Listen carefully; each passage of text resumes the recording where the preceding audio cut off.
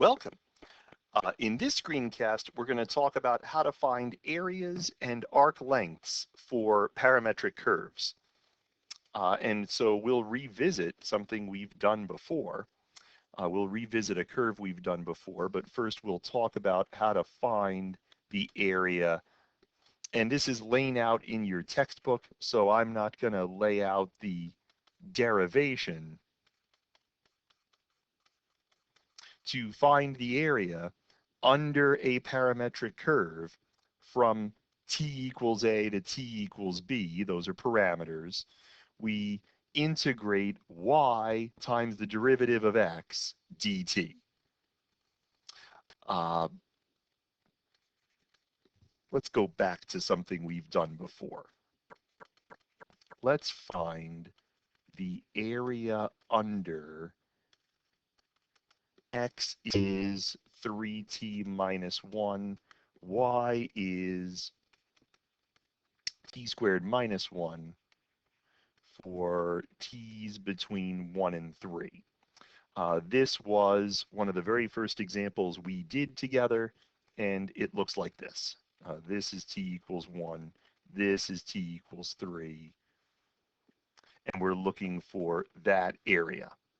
So how do we find that area? Well, the parameters run from 1 to 3.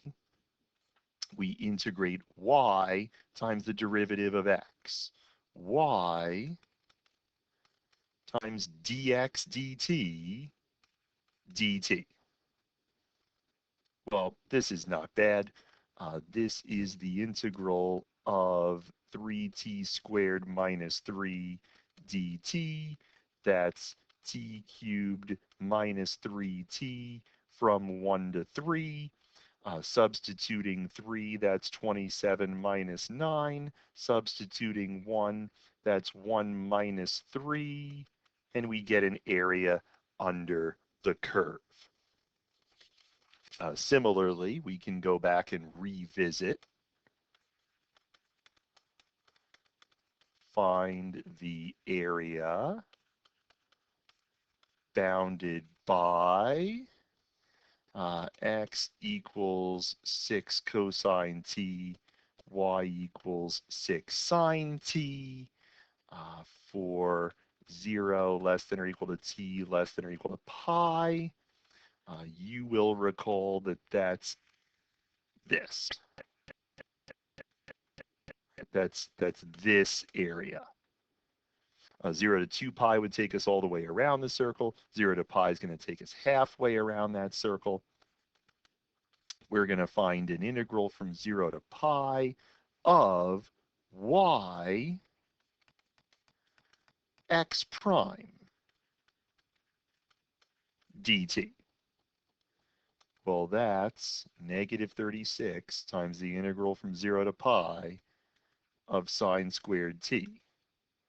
Do you remember how to find the integral of sine squared t? This was one of those type 3 integrals that we really hoped we never have to do. Sine squared t is 1 minus cosine of 2t divided by 2. So the divided by 2 comes out no problem, and we integrate 1 minus cosine 2t. Well, integral of 1 is easy. Integral of cosine 2t, well, that's still not too bad from 0 to pi. So we substitute pi, that's not bad, pi minus, so that's not too bad, minus sine of 2 pi minus the 0 minus the 0. And so you get, wait a minute, that's not an area. This is a half circle, and the half circle is centered at the origin of radius 6. So the whole circle would be 36 pi. So the area is supposed to be 18 pi. So can we really just put absolute value brackets there and say that it's 18 pi? Yes. Why? because from 0 to pi, we're tracing the curve from right to left. And the fact that we're tracing the curve from right to left results in this negative happening here. So the area, which must always be positive, is in fact a positive number. It is in fact 18 pi. While we're thinking about this curve, let's think about the other idea. The other idea is arc length. In other words, how long is this arc? If we were to measure along the arc, how long is that arc? Well, arc length is the integral from a to b of the square root of dx dt squared plus dy dt squared dt.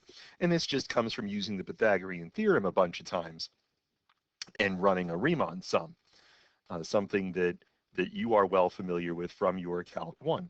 So in this case, what's the arc length? Well, the arc length is the integral from 0 to pi of the square root of dx dt squared plus dy dt squared.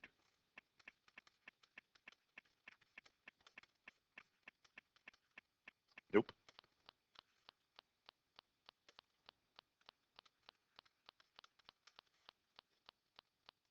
Oh, I think we know what that is.